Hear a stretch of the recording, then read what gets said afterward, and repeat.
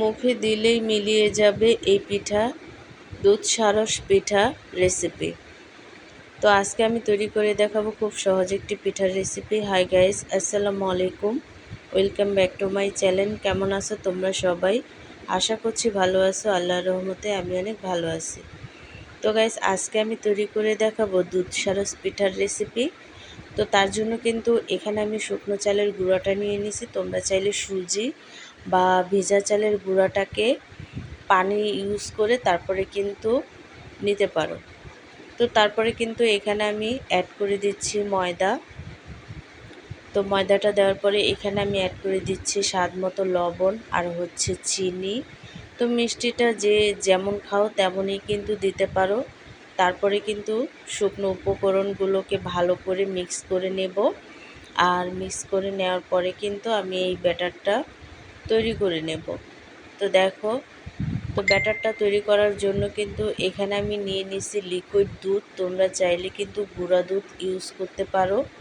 তো লিকুইড দুধ দিয়ে তারপরে কিন্তু আমি ব্যাটারটা তৈরি করে নেব।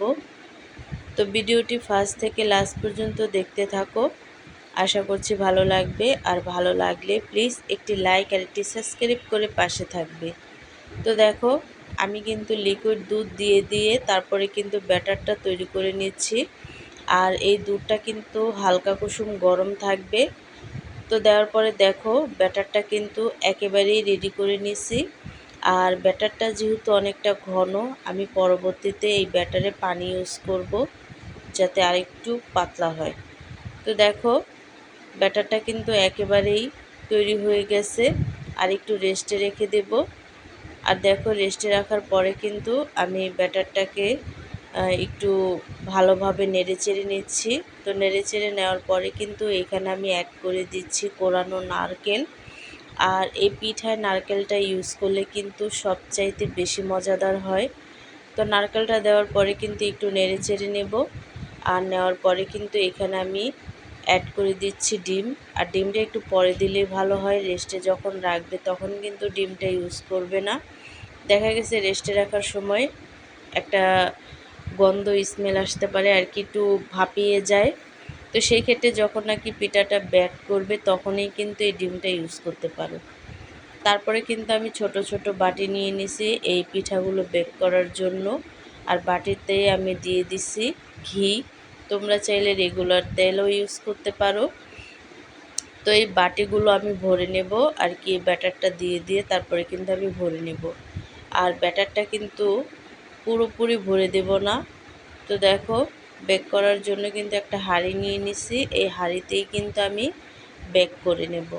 আর এখানে দুইটা বাটি মানে এখানে আটবে না, তার জন্য কিন্তু আমি একটা বাটি দিয়ে তারপরে পিঠাটা বেক করে দিয়েছি। দেখতেই পাচ্ছ, পিঠাটা কিন্তু একেবারেই হয়ে গেছে আর ফেটে গেছে, অনেকটা ফ্লাফি হয়েছে। তো পিঠাটা হওয়ার পরে কিন্তু দেখো, খুব সহজভাবেই কিন্তু এই বাটি থেকে পিঠাটা একেবারে বের করা যাবে। দেখতেই পাচ্ছ, আমি একটা ছুরির সাহায্যে পিঠাটাকে তুলে নিচ্ছি। আর খুব সহজেই কিন্তু পিঠাটা তুলে নেওয়া যায়। দেখো, তো এইভাবে করে সবগুলো পিঠাই কিন্তু আমি তৈরি করে নিয়েছি। তো অনেকটা ফ্লাফি হয়েছে পিঠাগুলো, আর দেখতে অনেকটা ফুলকো ফুলকো হয়েছে। তারপরে কিন্তু এখানে আমি দুধ নিয়ে নিছি আর এই পিঠাগুলো ভেজানোর জন্য। তো এখানে আমি দিয়ে দিচ্ছি দুইটা এলাচ আর হচ্ছে চিনি। তো চিনি আর এলাচটা দেওয়ার পরে কিন্তু অনবরত নেড়ে চেড়ে দুধটাকে ফুটিয়ে নেব চিনিটা গলে যাওয়ার আগ পর্যন্ত। আর এখানে আমি সামান্য একটু জাফরান ভিজিয়ে রাখছিলাম আগে থেকেই। তো সেই জাফরানটা কিন্তু এখানে আমি অ্যাড করে দিচ্ছি, কালারটা যাতে দুধের কালারটা যাতে একটু ডিপ হয় তার জন্য কিন্তু এই জাফরানটা ইউজ করছি। তোমরা যদি না চাও বাদ দিতে পারো। তো তারপরে কিন্তু নেড়ে চেড়ে তারপরে এই দুধটাকে ফুটিয়ে নিচ্ছি। দেখতেই পাচ্ছ, দুধটা কিন্তু অনেকটা ফুটে গেছে। এই পর্যায়ে এসে এখানে আমি পিঠাগুলো এক এক করে দিয়ে দিব। তো দেখো, এখানে সবগুলো পিঠাই কিন্তু এক এক করে আমি দিয়ে দিব।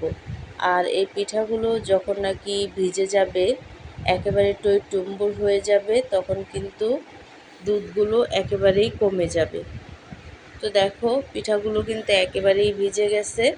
তো এই পর্যায়ে এসে আমি কিন্তু পিঠাগুলোকে পরিবেশন করে নিচ্ছি। তার জন্য কিন্তু এখানে আমি দিয়ে দিচ্ছি কিছু বাদাম কুচি।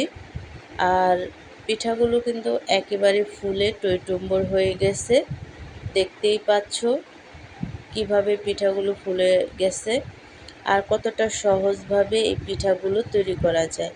আর এই পিঠাগুলো খেতে কিন্তু দুর্দান্ত হয়েছে।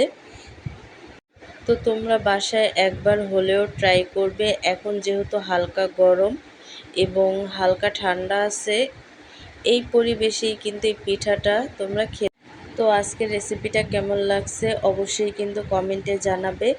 তো অন্য কোনো রেসিপি নিয়ে তোমাদের মাঝে আবার চলে আসব। আজকে এই পর্যন্তই। সবাই সুস্থ থাকবে, ভালো থাকবে। আল্লাহ হাফেজ।